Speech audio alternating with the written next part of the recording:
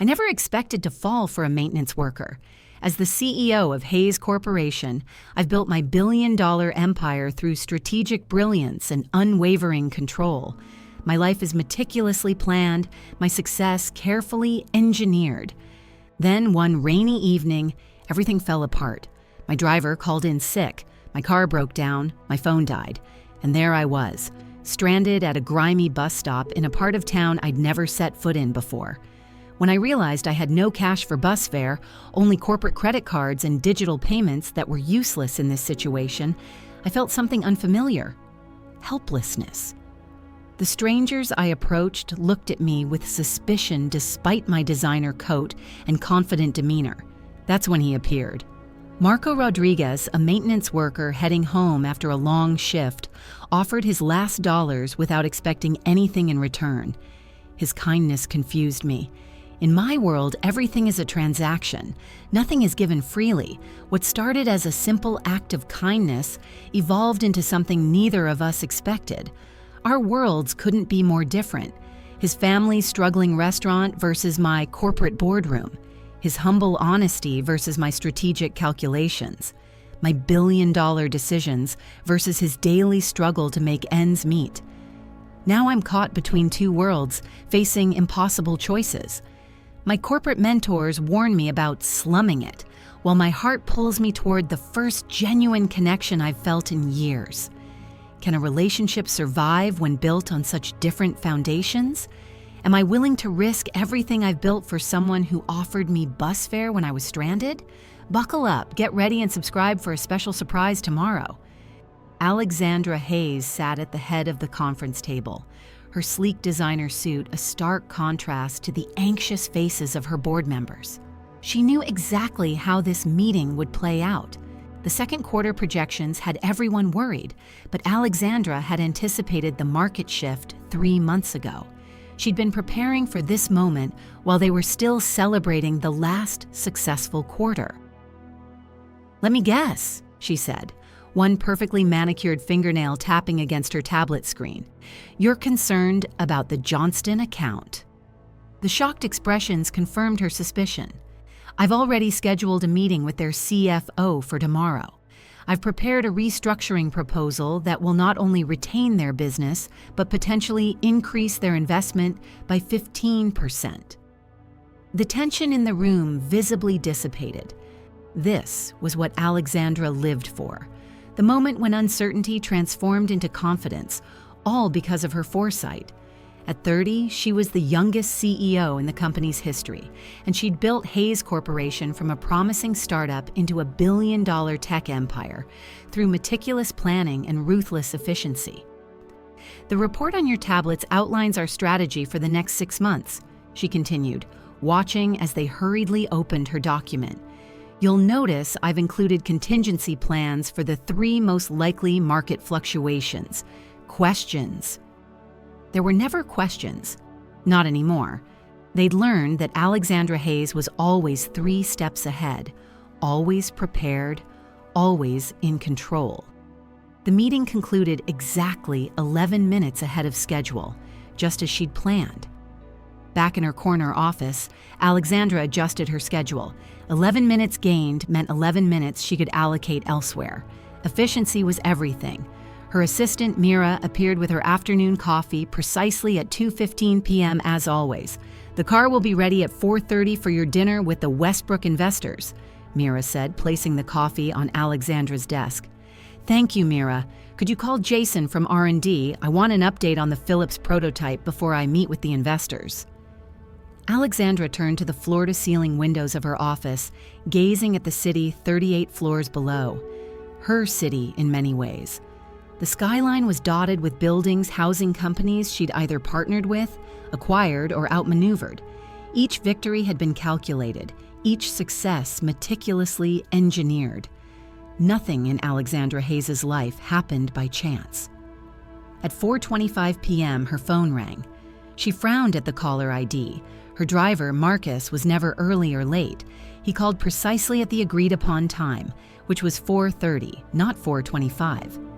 "Marcus," she answered, already sensing a disruption to her schedule. "Miss Hayes, I'm so sorry." Marcus's voice was strained. "I've come down with something. Some kind of stomach flu. I can't get out of the bathroom. I've called the service for a replacement, but with this weather and rush hour, they can't get anyone to you before 5:30. Alexandra glanced outside. The clear skies of the morning had given way to dark, heavy clouds. Rain had begun to fall in thick sheets. Her dinner with the Westbrook investors was at 5:45 across town. A replacement driver arriving at 5:30 would make her late. Alexandra Hayes was never late. "I'll drive myself," she decided, already mentally recalculating her schedule. "Feel better, Marcus." She grabbed her coat and briefcase, informed Mira of the change, and took the executive elevator to the underground parking garage. Her rarely used personal car waited in its reserved spot. Alexandra rarely drove herself, not because she couldn't, but because driving was inefficient. She could work during the commute if someone else was behind the wheel. The rain had intensified, pounding against the garage's entrance. Alexandra slid into her car, adjusted the seat that was never moved from Marcus's settings, and pulled out into the downpour.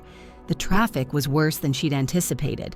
Every stoplight took 3 cycles to get through. Every lane was clogged with cars crawling through the storm. Alexandra checked her watch. 5:05 p.m. She'd be cutting it close, but she could still make it on time if the traffic cleared on the expressway. Her phone buzzed with an incoming call from the Westbrook team, probably confirming the reservation. She reached for it just as her car made an alarming sound and began to shudder. Warning lights flashed across the dashboard. The engine sputtered and died as she managed to coast to the side of the road. Alexandra stared at the controls in disbelief. This was impossible. Her car was serviced regularly, maintained in perfect condition. Yet here she sat in a dead vehicle in pouring rain as minutes ticked by on her perfectly planned schedule. She grabbed her phone to call for assistance, only to watch in horror as the screen flashed once and went black. The battery, which she always charged to at least 90% before leaving the office, was dead. Alexandra Hayes, CEO of Hayes Corporation, controller of markets and manipulator of million-dollar deals, sat stranded in her useless luxury car, holding a dead phone, watching rain transform her perfect plan into perfect chaos. Alexandra hit the steering wheel in frustration. This wasn't happening, not to her. She never lost control, yet here she was, powerless against circumstances she couldn't manipulate. The rain drummed against the roof, a persistent reminder of her predicament. She had options. She always had options. She could wait for someone to stop, but the cars sped past, sending waves of dirty water onto the sidewalk. She could walk to find help, but in this downpour, wearing her Louboutins and carrying her leather briefcase, she'd be soaked within seconds. After 10 minutes of weighing increasingly unpalatable choices, Alexandra grabbed her umbrella, locked her useless car, and stepped into the storm. The wind immediately wrestled with her umbrella, nearly tearing it from her grip. 3 steps later, the cheap mechanism collapsed, rendering it useless. Alexandra tossed it aside and quickened her pace, her eyes searching for shelter. She didn't recognize this neighborhood. Hayes Corporation was headquartered in the financial district, surrounded by gleaming skyscrapers and upscale restaurants. Here, the buildings were weathered, the businesses modest. Corner stores with faded awnings, laundromats with flickering signs, small restaurants with steamed-up windows. A bus shelter appeared ahead, and Alexandra made for it with as much dignity as she could muster. By the time she reached it, her designer coat was soaked through, her carefully styled hair plastered to her face. She stepped under the protective roof and assessed the damage. Her silk blouse clung uncomfortably to her skin. Her tailored pants were sodden at the hem. Her makeup was surely ruined. The shelter was grimy, with graffiti etched into its plastic walls and discarded wrappers littering the bench. Alexandra remained standing, unwilling to subject her clothes to whatever substances might be smeared across the seat. She checked her watch. 5:40 p.m. The Westbrook dinner was officially a lost cause.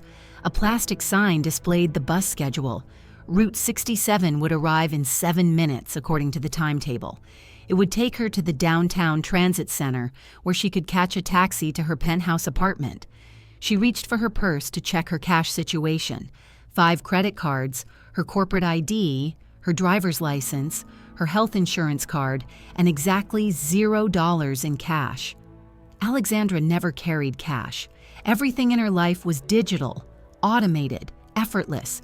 She hadn't touched physical money in over a year. The reality of her situation sank in. She was stranded, in the rain, in an unfamiliar neighborhood, without communication, transportation, or the means to purchase either. For the first time since she was a struggling college student, Alexandra Hayes was completely at the mercy of circumstance. She glanced around the bus shelter, a tattered poster advertising a local college, a ripped sticker for a band she'd never heard of.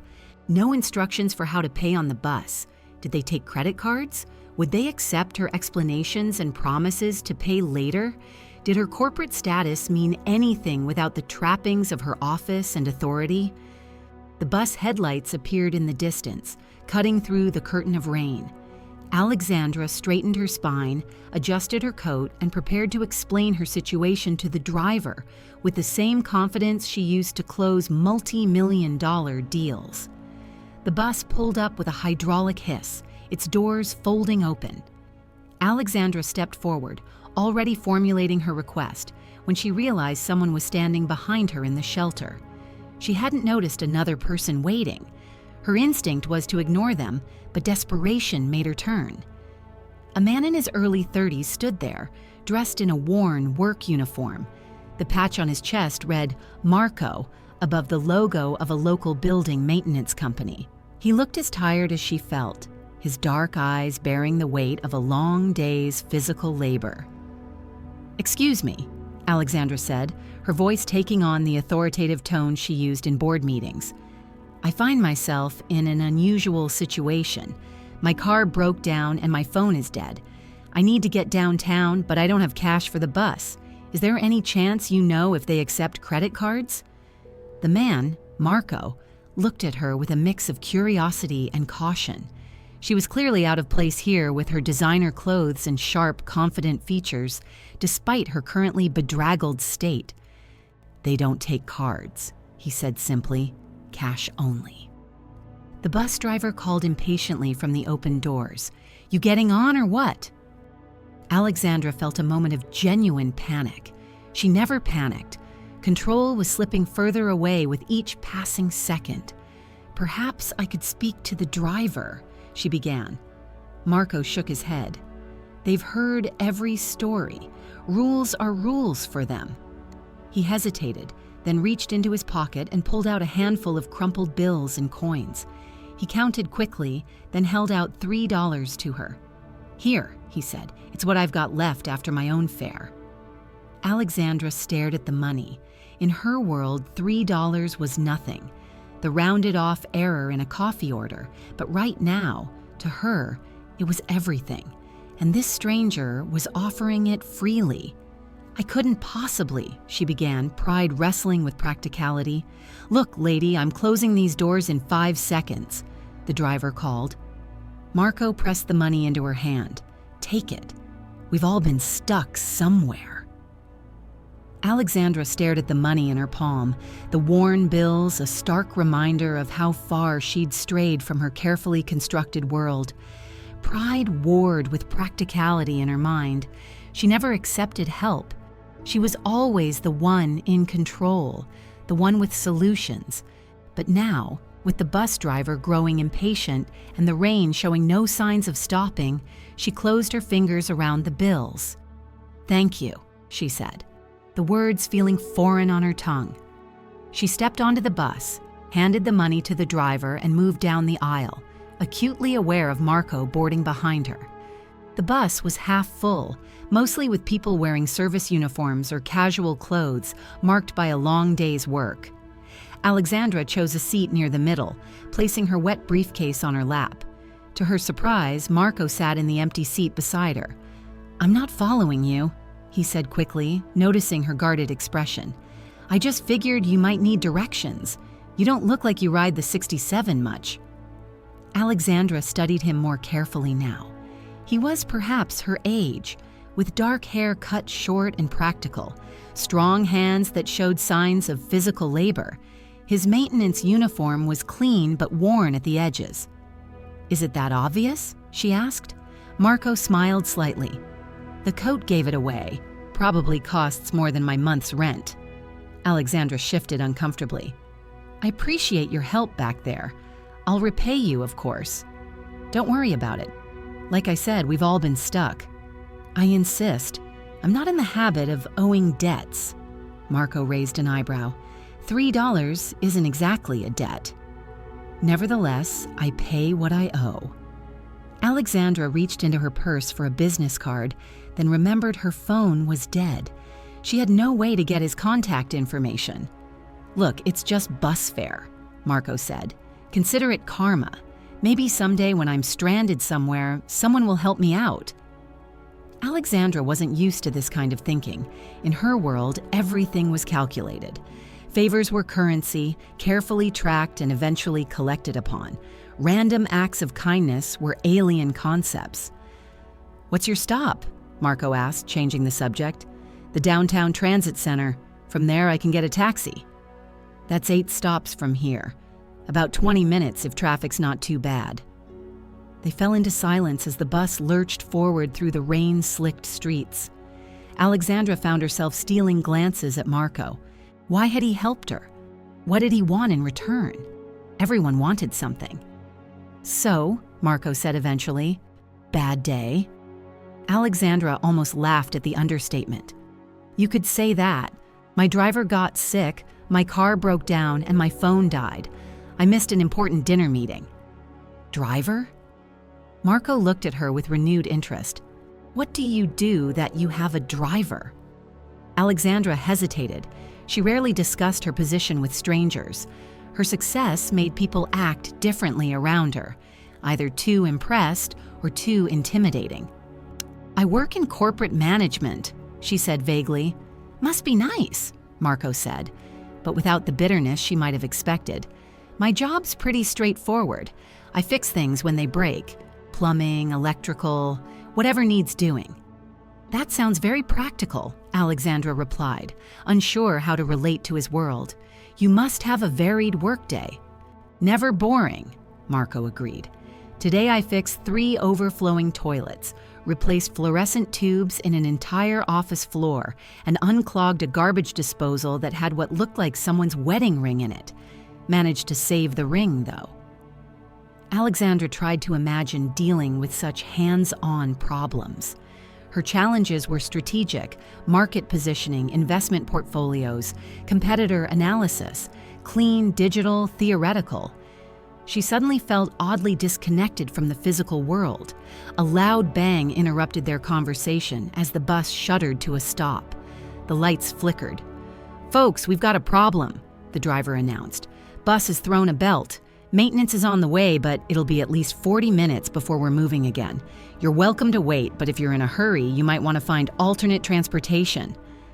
Passengers groaned collectively. Some immediately stood and moved toward the exit. Alexandra looked out the window. The rain had intensified, and they were stopped in an unfamiliar commercial district. "Perfect," she muttered. "This day just keeps getting better." Marco stood up. "Come on. There's no point waiting.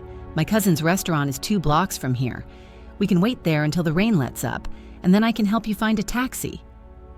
Alexandra hesitated. Following a stranger to a second location went against every self-preservation instinct she possessed, but she was already far outside her comfort zone, and the prospect of sitting on a broken-down bus for nearly an hour was deeply unappealing. "I don't even know your last name," she said. "Rodriguez. Marco Rodriguez. And yours?" "Alexandra," she replied, deliberately omitting her surname. The Hayes name was too recognizable in business circles. "Well, Alexandra, it's either my cousin's amazing empanadas or 40 minutes on this bus. Your choice." Alexandra stood up, clutching her briefcase. "Lead the way, Mr. Rodriguez." "Just Marco," he corrected, moving toward the exit. Nobody calls me Mr. Rodriguez except bill collectors." They stepped off the bus into the downpour. Marco immediately removed his jacket and held it over Alexandra's head.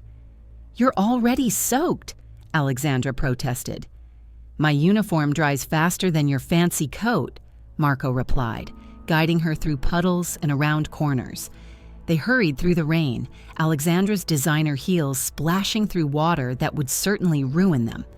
2 blocks felt like miles in the storm, but finally, Marco led her to a small storefront with steamed-up windows and a hand-painted sign reading, "Rodriguez Family Kitchen." Warm light spilled onto the wet sidewalk as Marco pushed open the door.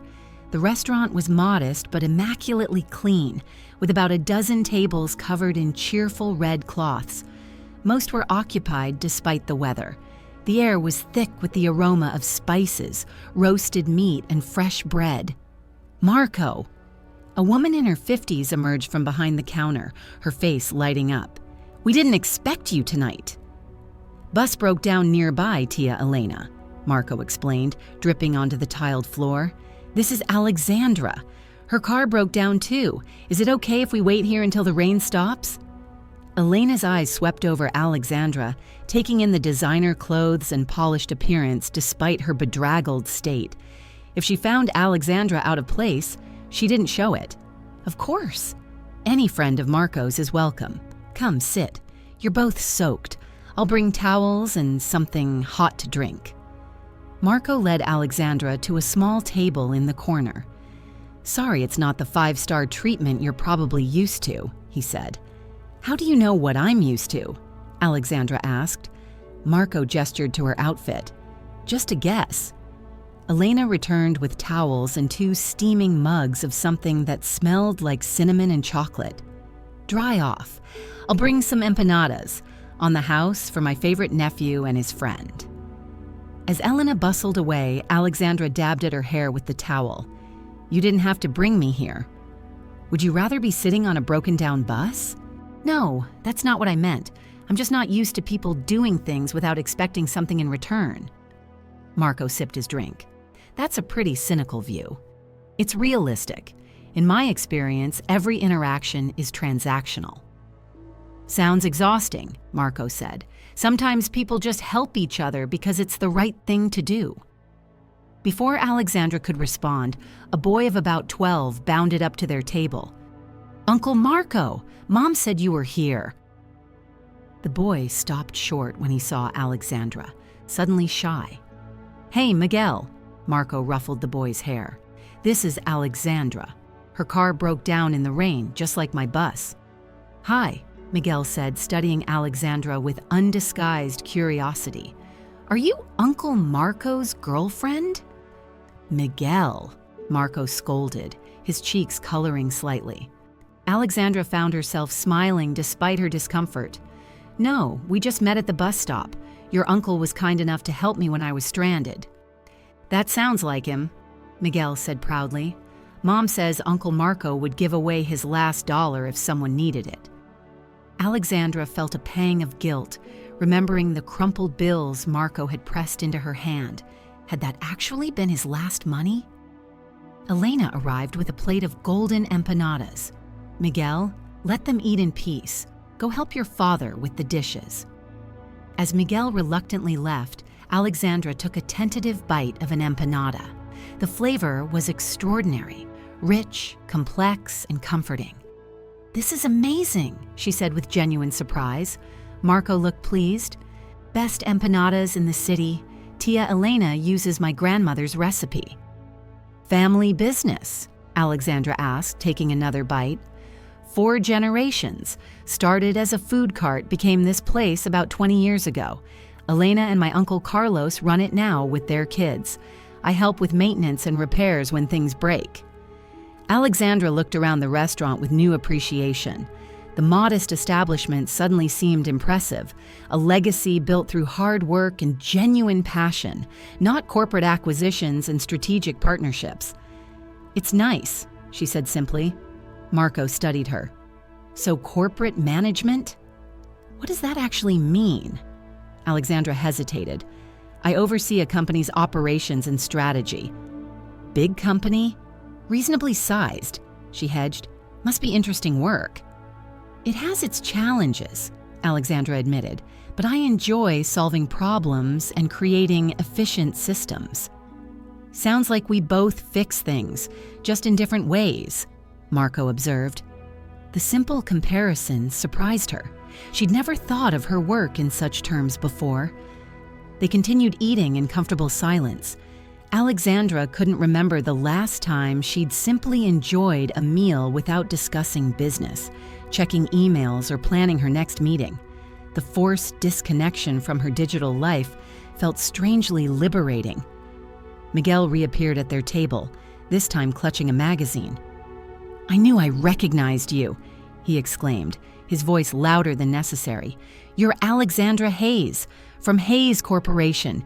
Your picture was in my dad's business magazine."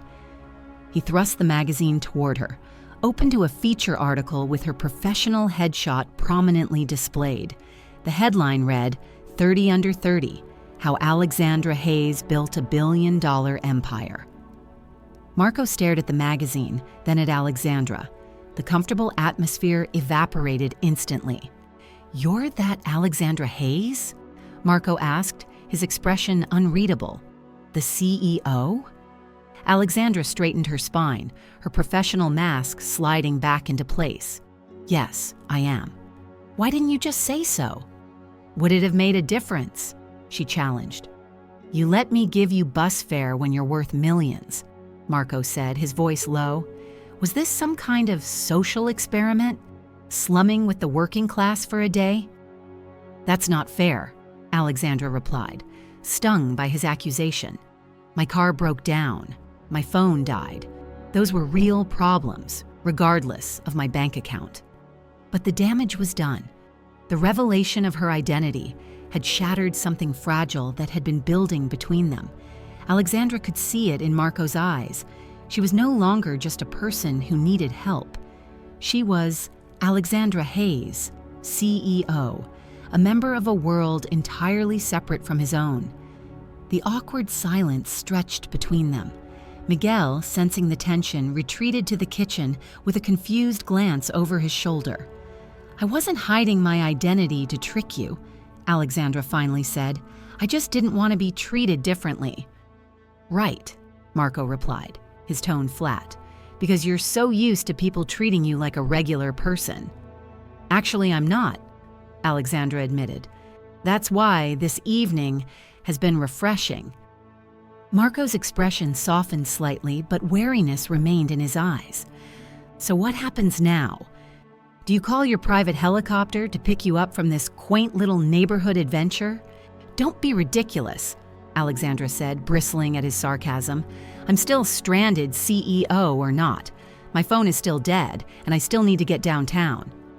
Elena approached their table, either oblivious to the tension or diplomatically ignoring it. "The rain is letting up. Would you like some coffee before you go?"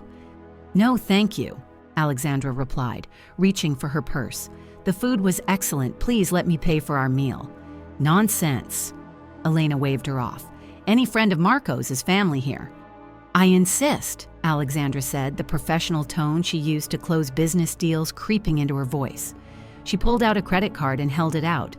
Elena hesitated, then took the card with a polite nod. "As you wish." As Elena walked away, Marco studied Alexandra. "You really can't help yourself, can you? Everything has to be a transaction." "I'm trying to express gratitude," Alexandra countered, "by establishing that you're the one with money and power." "That's not fair." "Isn't it? You could have just said thank you and accepted my aunt's hospitality. Instead, you had to make sure everyone knows Alexandra Hayes pays her debts." Alexandra felt color rising in her cheeks. Was he right? Had she been so conditioned by her corporate life that she couldn't accept simple kindness?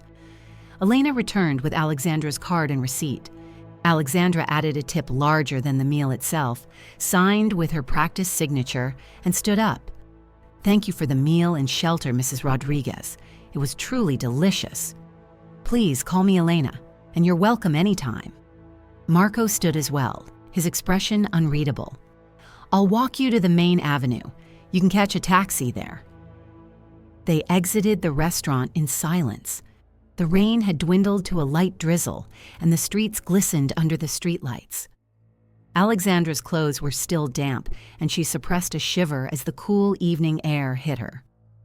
"I appreciate your help today," Alexandra said formally as they walked. "I'd like to repay you properly." "Keep your money," Marco replied, his hands thrust deep in his pockets. "I don't want it." "I wasn't offering money," Alexandra said. "I was thinking more along the lines of a reference. Hayes Corporation works with several building management companies. I could put in a good word, help you get a better position." Marco stopped walking. "So you think I need your help to advance my career?" "I'm just trying to do something nice," Alexandra said, frustration edging into her voice. "No, you're trying to even the score. You can't stand feeling indebted to someone like me." "Someone like you?" Alexandra repeated. "What exactly does that mean?" "You know exactly what it means. I'm the maintenance guy who fixed 3 toilets today. You're the CEO who runs a billion-dollar company. We're from different worlds, Alexandra. Worlds that don't usually intersect outside of me, fixing your office plumbing." Alexandra felt a surge of indignation. "So that's it? You're writing me off because of my job title? Isn't that what you do every day? Categorize people based on their professional value to you?" The accusation hit too close to home. Alexandra did evaluate people according to their usefulness. It was efficient. It was strategic. It was how she'd built her success. "I'm not just my job," she said quietly. "Neither am I," Marco replied. He gestured ahead. "The avenue is just around that corner. You'll find taxis there." Alexandra realized he was dismissing her. Their strange encounter was ending as abruptly as it had begun. She should feel relieved. In a few minutes, she'd be in a taxi heading back to her penthouse apartment. By tomorrow, this whole bizarre evening would be nothing but an anecdote, a momentary glitch in her perfectly controlled life. So why did she feel a profound sense of loss? "Goodbye, Marco," she said, extending her hand formally. "Thank you again for your help." Marco looked at her outstretched hand, then shook it briefly. "Goodbye, Miss Hayes. Good luck with your empire." Alexandra turned and walked toward the avenue, her ruined designer heels clicking against the wet pavement. She didn't look back, maintaining the confident posture that had become second nature to her. CEO Alexandra Hayes never showed weakness, never revealed uncertainty, never let her guard down.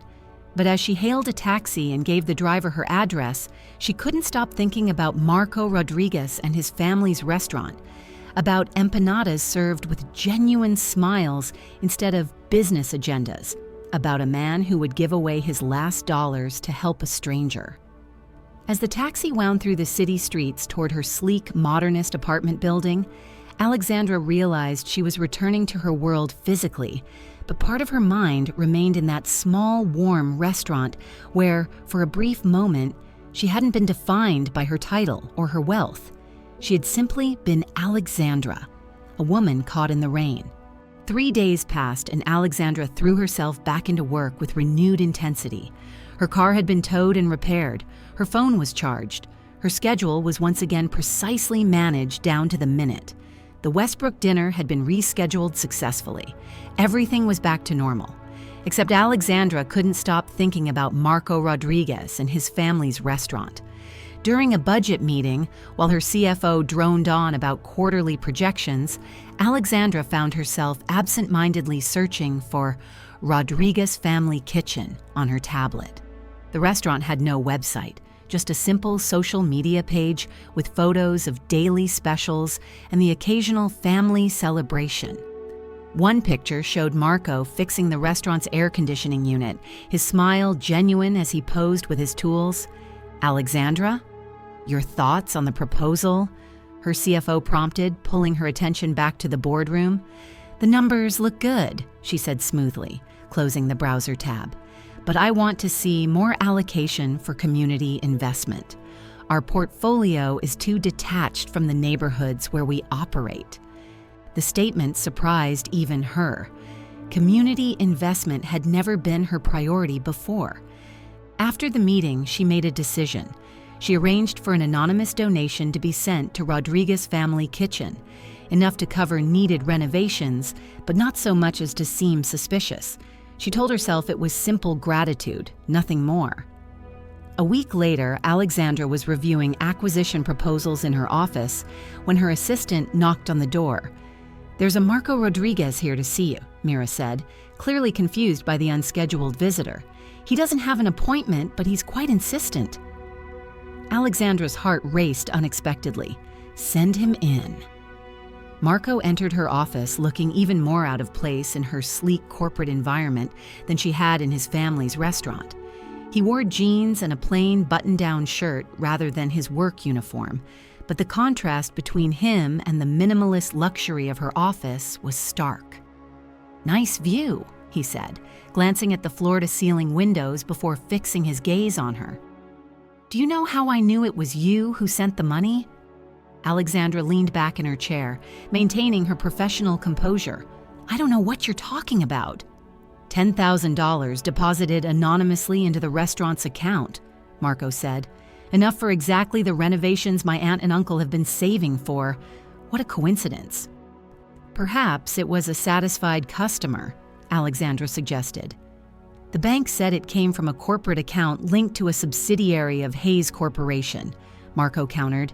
"You didn't even cover your tracks." Alexandra stood up, walking around her desk to face him directly. "Fine. Yes, I sent the money. Consider it repayment for your kindness. Now we're even." "Even?" Marco's voice rose slightly. "You think throwing money solves everything? That wasn't kindness I showed you. It was basic human decency. It's not something you repay with cash." "Then what would you have me do?" Alexandra demanded, her own frustration rising. "I was trying to help your family. We don't need your charity." "It's not charity, it's appreciation." Wrapped in the comfortable anonymity of a bank transfer, Marco challenged. "Were you afraid I'd reject it if I knew it came from you?" Alexandra folded her arms. "Would you have?" "Yes," Marco admitted, "because it feels condescending. Like you're the wealthy benefactor bestowing gifts on the struggling working-class family." "That's not how I see it," Alexandra protested. "Isn't it? You live up here in your tower, making decisions that affect thousands of lives, never having to see the real-world consequences. Do you even know the names of the maintenance staff who clean your office?" The question hit her like a physical blow. She didn't know their names. She'd never thought to ask. "That's not fair," she said, echoing their conversation from the restaurant. "My job is to run this company effectively. I can't personally know everyone involved." "But you could try," Marco insisted. "You could recognize that there are actual human beings behind every position in your corporate hierarchy." Alexandra felt defensive anger rising within her. "You don't know anything about my life or my responsibilities. And you don't know anything about mine," Marco countered. "Yet you assumed money was what my family needed most." They stood facing each other, the tension between them palpable. Alexandra was unused to being challenged this directly. Her employees were deferential, her peers diplomatic, her rivals cautious. Marco was none of these things. He spoke to her as a person, not a position. "What would you have preferred?" she asked finally, her voice softer. "Instead of the money?" The question seemed to catch Marco off guard. He ran a hand through his hair, his anger deflating slightly. "I don't know. Maybe a conversation, a visit to see how we're doing. Something that acknowledges we're people, not a charity case or a way for you to clear your conscience." Alexandra studied him, really seeing him for perhaps the first time. Behind his frustration was something else, a genuine desire to be recognized, to be valued for more than his utility or function. "Have dinner with me," she said suddenly. "What?" "Dinner, a conversation. Just the two of us as people, not as a CEO and a maintenance worker." Marco looked surprised, then suspicious.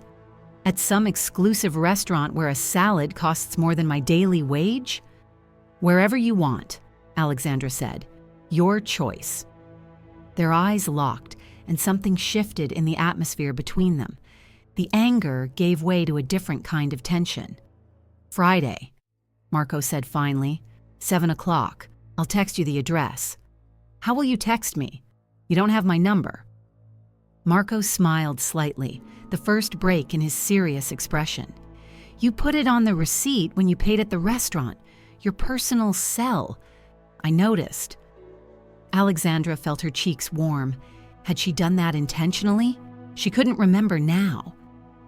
Friday at 7, she confirmed. I'll be there. Marco nodded once, then turned to leave. At the door, he paused. Wear something less CEO-like, if that's possible. Before she could respond, he was gone, leaving Alexandra standing in her pristine office, feeling as if a whirlwind had just passed through it and through her carefully constructed world. Alexandra stood before her expansive closet on Friday evening, facing an unfamiliar dilemma. What did less CEO-like even mean? Her wardrobe consisted almost entirely of power suits, designer dresses, and formal attire, clothing designed to command respect and authority. After 30 minutes of deliberation, she finally selected dark jeans, a simple cashmere sweater, and ankle boots with a modest heel. The address Marco had texted led her to a small bistro in a neighborhood she rarely visited. It was neither upscale nor downscale, just a comfortable local establishment with warm lighting and eclectic decor. Alexandra arrived precisely at 7, scanning the room for Marco. He was already seated at a corner table, dressed similarly to how he'd appeared in her office, though his button-down shirt looked newer. He stood when he saw her, his expression revealing momentary surprise at her casual attire. You look different, he said as she approached. Less CEO-like as requested, Alexandra replied, taking the seat across from him. Is this acceptable? Marco smiled. You make casual sound like a corporate dress code option. Old habits, she admitted. I don't do casual often. A waitress approached with menus and water, greeting Marco by name. The usual Marco? Thanks, Diane. And whatever my friend would like. Alexandra ordered a glass of wine, struck by how easily Marco interacted with the waitress. There was none of the deferential service she was accustomed to, just friendly familiarity. You come here often? She asked after Diane left. About once a week, good food, fair prices, and they don't mind if I linger over coffee and read. You read for pleasure? Alexandra asked, then immediately regretted how condescending it sounded. Marco raised an eyebrow. Why is that surprising? Because I work with my hands. I didn't mean it like that, Alexandra backtracked. I just meant I rarely have time to read anything that isn't work-related. That sounds depressing, Marco said bluntly. What do you do for enjoyment? The question caught Alexandra off guard. Her days were packed with meetings, strategy sessions, and business dinners. When was the last time she'd done something purely for pleasure? I swim, she said finally.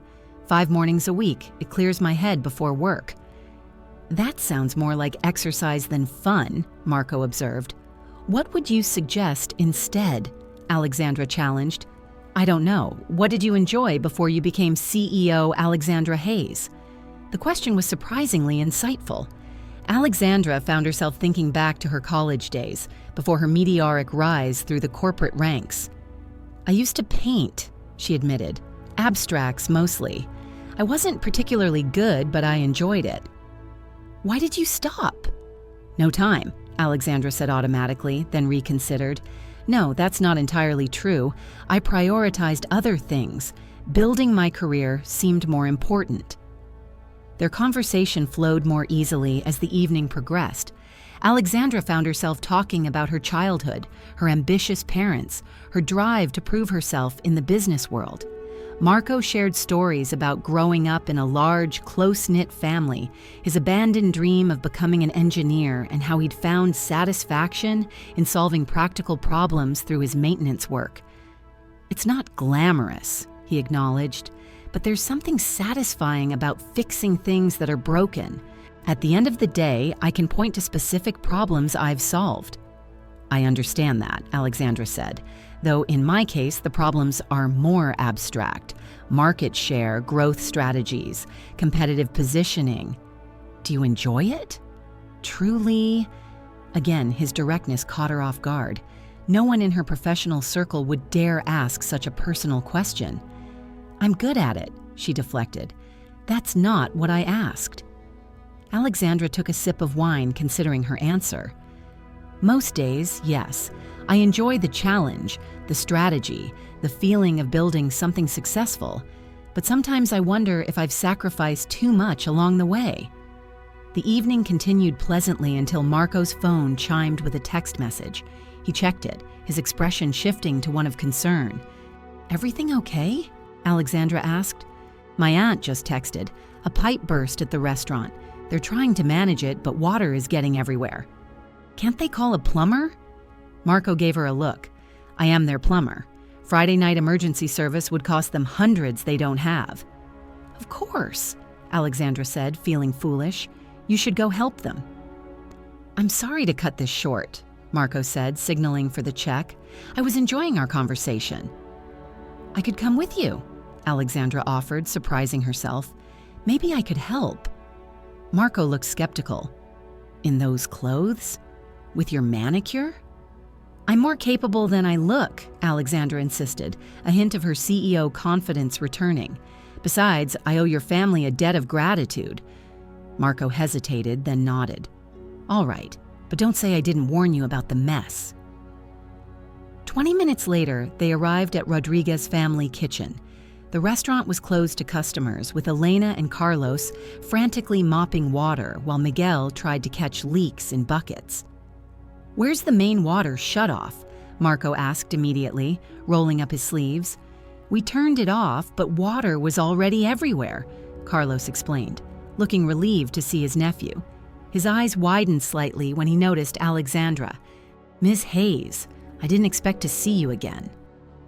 Alexandra is going to help, Marco said, leaving no room for argument. Elena, can you find her some old clothes or an apron at least? Before Alexandra could process what was happening, she found herself in the restaurant's small office, changing into a spare uniform shirt that Elena had provided. She emerged to find Marco already under the sink, tools spread around him. Grab that mop and help Miguel with the dining room, he directed, not looking up from his work. Alexandra stared at the mop, then at her manicured hands. She couldn't remember the last time she'd cleaned anything herself. Her apartment was maintained by a service, her office by the building staff. Miguel watched her hesitation with undisguised amusement. Have you ever used a mop before? Of course, Alexandra said defensively, though it had been many years. She grabbed the handle and awkwardly began pushing water toward the drain in the center of the room. Not like that, Miguel demonstrated the proper technique. You need to wring it out first, then use long strokes. Alexandra followed his instructions, determined not to be defeated by something as simple as mopping. By the time Marco had fixed the pipe, she was sweating, her hair falling from its perfect arrangement, her borrowed shirt damp with exertion. Not bad for a CEO, Marco commented, watching her work. You're a quick learner. Don't sound so surprised, Alexandra replied, but she was smiling. There was something oddly satisfying about the physical labor, about seeing immediate results from her efforts. 2 weeks after the pipe incident, Alexandra found herself in the most intense crisis of her career. Hayes Corporation was on the verge of acquiring ClearTech Systems, a software company that would significantly expand their market reach. The deal had been months in preparation, with Alexandra personally overseeing every detail. Now, just days before signing, their competitors had made a counteroffer, threatening to derail everything. Alexandra hadn't left her office in nearly 72 hours, subsisting on delivered meals and short naps on the office couch. Her executive team looked equally exhausted as they gathered for yet another strategy session. The shareholders are getting nervous, her CFO reported. The stock dropped 4 points this morning on rumors that the deal is falling apart. It's not falling apart, Alexandra insisted, her her voice steady despite her fatigue. "We need to sweeten our offer without overextending. Jacob, revise the terms to include the performance incentives we discussed. Sarah, prepare a press statement emphasizing our commitment to this acquisition. I want everyone to understand that Hayes Corporation always gets what it wants." Her team nodded, accustomed to her unwavering confidence in crisis situations. This was where Alexandra excelled: high-pressure decision-making with millions of dollars at stake. This was her world, where she made the rules and others followed. As the meeting concluded, her assistant approached hesitantly. "Ms. Hayes, you asked me to remind you about any personal messages. You have 3 missed calls from Marco Rodriguez." Alexandra felt a pang of guilt. In the chaos of the acquisition crisis, she had completely forgotten about Marco. Their dinner had ended in an unexpected evening of manual labor at his family's restaurant, followed by late-night coffee and conversation that had left her feeling more connected to another person than she had in years. They had tentatively planned to meet again, but then the ClearTech situation had exploded. "Thank you, Mira. I'll handle it later," Alexandra said dismissively, already turning her attention to the revised acquisition documents. Hours later, as midnight approached and her office had emptied of all but the most dedicated team members, Alexandra found herself staring at her phone. 3 missed calls and 1 text message. "Guess you're busy. Hope everything's okay." No anger, no demands for her attention, just genuine concern. Something unfamiliar twisted in Alexandra's chest. She had ghosted people before when work demanded her full focus. It was necessary, efficient. So why did she feel this strange sense of regret now? She dialed Marco's number before she could talk herself out of it. "Alexandra?" He answered on the second ring, sounding surprised. "I didn't expect to hear from you at this hour." "I'm sorry I haven't called back," she said, the apology feeling foreign on her tongue. "Work has been chaotic." "The big ClearTech acquisition? It's been all over the business news." Alexandra was momentarily taken aback that he knew about it. "You follow business news?" "Sometimes," Marco replied, a hint of amusement in his voice, "especially when it involves people I know." The simple statement warmed her unexpectedly. "It's been a nightmare. Our competitors are trying to outbid us. And that's bad because I've spent months planning this acquisition. It's perfect synergy for both companies. Our infrastructure, their software innovations, together we could dominate the market." "Sounds important," Marco said, but she detected something in his tone that suggested he might not fully agree with her assessment of important. "It is," she insisted. "This deal could increase our market valuation by 30%. "And that matters because?" Alexandra found herself momentarily speechless. In her world, the question itself was nonsensical. Market valuation was everything. It was the metric by which success was measured, the number that determined her bonus, her board's approval, her legacy. "It matters because that's my job," she finally said, "to increase the company's value." "I understand," Marco said, his voice gentle rather than judgmental. "Just like fixing pipes is my job. I just wonder sometimes what we're working for beyond the job itself." The question lingered in Alexandra's mind long after they'd ended the call with vague promises to reconnect when the acquisition crisis passed. What was she working for? The company, her shareholders, her own sense of achievement? 3 days later, Hayes Corporation successfully acquired ClearTech Systems for a record-breaking sum. The business press hailed it as Alexandra's most brilliant strategic move yet. Her executive team celebrated with expensive champagne in the boardroom, congratulating themselves on outmaneuvering their competitors. Alexandra accepted their praise with her usual poise, but inside, she felt strangely hollow. This victory, which should have been her crowning achievement, somehow felt less satisfying than successfully mopping a restaurant floor. As the celebration wound down, her assistant approached with a tablet. "Ms. Hayes, There's something you should see. One of our subsidiary development companies, Urban Renaissance LLC, just finalized a property acquisition in the Parkside district. Standard gentrification project, upscale retail, and luxury apartments. Alexandra skimmed the report without much interest until a familiar name caught her eye. The list of businesses that would be displaced by the development included Rodriguez Family Kitchen. "When was this approved?" she demanded. Mira looked startled by her intensity. 3 months ago, according to the file. The project has been in development for over a year. It's just routine property acquisition. Routine, Alexandra repeated, the word leaving a bitter taste. 3 months ago, she wouldn't have given this report a second glance. It was indeed routine, buying up properties in promising neighborhoods, replacing family businesses with chain stores and affordable housing with luxury units. It was good business, solid returns on investment. Now all she could think about was Elena's warm smile, Carlos's pride in his restaurant, Miguel's eager assistance as he taught her to mop. Marco's family would lose their livelihood, their legacy, because of a routine decision made by her company. By her. "Get me everything on this development," Alexandra ordered. "I want full details on the property acquisitions, the timeline, and all approved plans, and clear my schedule for the rest of the afternoon." Mira looked confused, but nodded.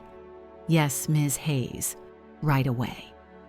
Alexandra stared out her office window at the city below, seeing it with new eyes. How many other routine decisions had she made without considering the human cost? How many families had been affected by her pursuit of market valuation and shareholder returns? For the first time in her career, Alexandra Hayes found herself questioning not just a specific business decision, but the entire framework of values that had guided her professional life. Alexandra arrived at Rodriguez Family Kitchen the next evening, ignoring the concerned calls from her executive team about her sudden disappearance from the office. She'd spent the previous night reviewing every detail of the Urban Renaissance development project, looking for a solution that wouldn't involve destroying the restaurant and the surrounding community businesses. The restaurant was busy with the dinner rush. Elena spotted her immediately, surprise evident on her face. "Alexandra, we didn't expect to see you. Are you looking for Marco? He's not working tonight." "Actually, I came to speak with you and Carlos, if possible," Alexandra said. "It's important."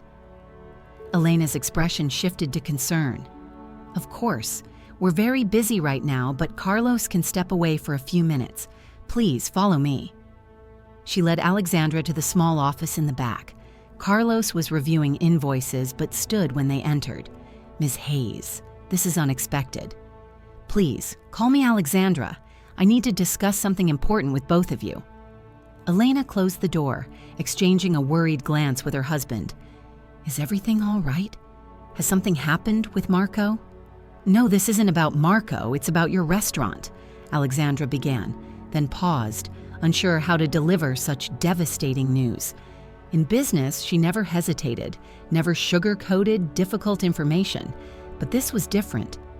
"I recently discovered that your property has been acquired by a development company called Urban Renaissance LLC.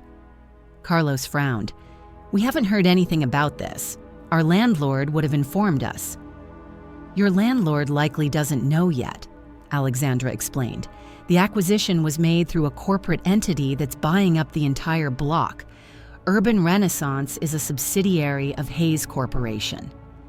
The realization dawned on their faces slowly, then all at once. "Your company is going to force us out?" Elena asked, her voice barely above a whisper. "The development plan would replace these buildings with upscale retail and luxury apartments," Alexandra confirmed, forcing herself to maintain eye contact despite her discomfort. "The standard notice period is 6 months." Carlos's expression hardened. "So you came here to tell us we're losing our family business? Is this how you repay Marco's kindness? By destroying his family's livelihood?" "No," Alexandra said firmly. "I came here because I want to stop it." Elena and Carlos exchanged confused glances.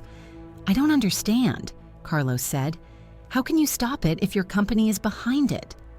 I'm the CEO, Alexandra replied simply. I have options. But why would you help us? Elena asked. This is business, yes? Good business for your company.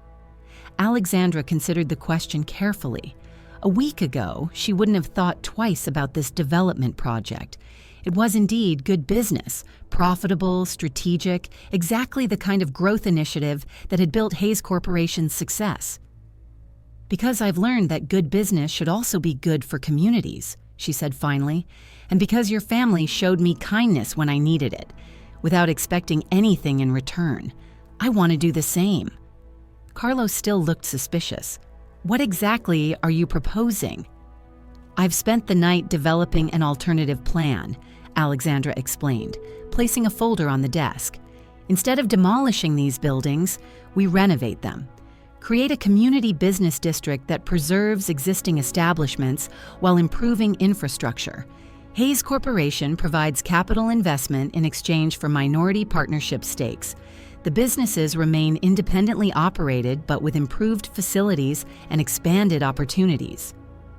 Elena opened the folder cautiously, her eyes widening as she scanned the detailed proposal. This would let us keep the restaurant? Expand it even? Yes, Alexandra confirmed, with updated kitchens, a larger dining area, and a patio space, plus technical support for better online presence and ordering systems. What's the catch? Carlos asked bluntly. No catch. Hayes Corporation still makes a profit, just over a longer timeline and with less displacement. It's sustainable community development rather than gentrification. And your board will approve this? Carlos pressed. Giving up immediate profits for a more ethical approach? Alexandra smiled tightly. That's my problem to solve, not yours. I can be very persuasive when necessary. Does Marco know about any of this? Elena asked. No, Alexandra admitted. I came to you first because this affects your business directly. I wanted your approval before taking the next steps. Carlos and Elena exchanged a long look, communicating silently in the way of couples who have spent decades together. We need time to review this properly, Carlos said finally, to understand what we're agreeing to. Of course, Alexandra said. Take all the time you need. My contact information is in the folder. Call me with any questions. As she stood to leave, Elena touched her arm gently. Why didn't you tell Marco about this yourself? Alexandra hesitated. Because I'm afraid he'll think I'm trying to solve problems with money again, that I'm using my position to win his approval. Aren't you? Carlos asked, not unkindly. No, Alexandra said after a moment. I'm doing this because it's the right thing to do, whether Marco approves or not. I should have been paying attention to how my company's decisions affect real people all along. Elena studied her face, then nodded slowly. You care about him. It wasn't a question, but Alexandra answered anyway. Yes, more than I expected to. He feels the same, Elena said, but he's proud, like his father. He believes your worlds are too different. They are different, Alexandra acknowledged, but maybe that's not a bad thing. As she left the restaurant, Alexandra felt lighter than she had in weeks, despite the challenge that lay ahead. Convincing her board to approve the community development plan would be difficult. Some would call it a conflict of interest or accuse her of sentimentality. Her reputation for ruthless business efficiency would be questioned. But for the first time in her career, Alexandra Hayes was motivated by something more compelling than profit margins and market share. She had glimpsed a different way of measuring success, one based on human connection and community impact rather than quarterly returns. And she was determined to prove that good business and good humanity could coexist. 6 months later, Alexandra stood at the same grimy bus stop where she'd first met Marco, though it wasn't so grimy anymore. The shelter had been renovated as part of the Parkside Community Revitalization Project, with clean benches, improved lighting, and a digital display showing accurate bus arrival times. It was just one small part of the dramatic transformation that had taken place in the neighborhood. The board meeting where she'd presented her alternative development plan had been the most challenging of her career. Several board members had openly questioned her judgment, suggesting that personal feelings were clouding her business acumen. Alexandra had been prepared for this. She arrived with market research demonstrating the financial benefits of community-centered development, case studies of similar successful projects in other cities, and projections showing sustainable long-term growth rather than quick profit. In the end, she'd won their approval, though not without making concessions. She agreed to more rigorous oversight of the project and promised to deliver specific revenue targets within 3 years. Alexandra accepted these conditions willingly. For the first time, she was putting her strategic brilliance towards something that balanced profit with purpose. The Rodriguez family kitchen was now the centerpiece of the revitalized business district. The renovation had expanded the restaurant, adding the patio space Alexandra had proposed and modernizing the kitchen while carefully preserving its family-run character. Business had increased by 60%, requiring additional staff and extended hours. Alexandra checked her watch. The bus would arrive in exactly 3 minutes. She could have driven, of course, or called her car service. But somehow it felt right to take the bus to this particular meeting, to honor where this journey had begun. Marco had been stunned when he learned what Alexandra had done. His initial reaction had been exactly what she feared: suspicion that she was using her wealth and power to impress him or buy his affection. It had taken weeks of careful conversation, of Alexandra patiently explaining that while he had inspired her to think differently, the decision was ultimately about the kind of business leader she wanted to be. "I'm still building my empire," she had told him during one particularly intense discussion. "I'm just building it differently now, with more consideration for the communities we operate in." Gradually, Marco had come to accept that her motives were genuine. Their relationship had evolved cautiously, both of them navigating the vast differences in their worlds. Alexandra had learned to slow down, to embrace imperfection, to find joy in simple pleasures. Marco had overcome his pride and defensiveness, recognizing that Alexandra's capabilities and resources weren't threatening when applied with genuine care. The bus arrived exactly on schedule. Alexandra boarded, nodding to the driver who now recognized her as a regular on this route. She found a seat by the window, smoothing her casual dress, far removed from the power suits that had once been her daily uniform. Hayes Corporation was thriving under her evolving leadership style. She had established a community impact division that evaluated all major developments for their effect on local neighborhoods. Profits remained strong, and industry publications had begun featuring her new approach as innovative rather than soft. Alexandra Hayes was redefining success on her own terms. The bus stopped outside Rodriguez family kitchen, now bustling even in the middle of the afternoon. Alexandra caught sight of Marco waiting outside. He'd started his own maintenance company with her business guidance, focusing on affordable repairs for small businesses and apartment buildings in the neighborhood. He employed 5 people now, including 2 apprentices from the local vocational school. "Right on time," Marco said as she approached, smiling at her punctuality. Some habits never changed. "Always," she replied, accepting his quick kiss. "How was your morning?" "Busy. Fixed 3 AC units before lunch. With this heat wave, we're booked solid for the next 2 weeks." "That's good for business," Alexandra observed. "Good for people too," Marco added, the gentle correction that still reminded her to think beyond the bottom line. They entered the restaurant together, greeted warmly by Elena and the staff.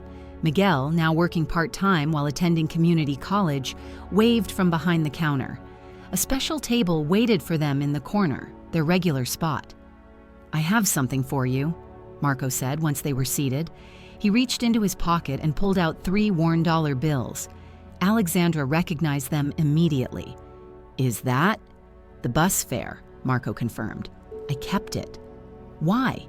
Alexandra asked, genuinely curious. "At first, as a reminder not to judge people by appearances," Marco admitted. later as a reminder of how something so small can change everything. Alexandra took the bills, feeling their worn edges. "What am I supposed to do with these?" "Keep them," Marco suggested. "Or maybe next time you see someone stranded at a bus stop, pass them along." Alexandra smiled, tucking the bills into her wallet. "I have something for you too." She handed him a small, flat package. Marco unwrapped it carefully, revealing a hand-painted scene of the bus stop where they'd met, rendered in vibrant colors and bold brushstrokes. "You're painting again," he said, clearly moved. "Just started," Alexandra acknowledged. "I'm not very good yet." "It's perfect," Marco insisted, studying the details.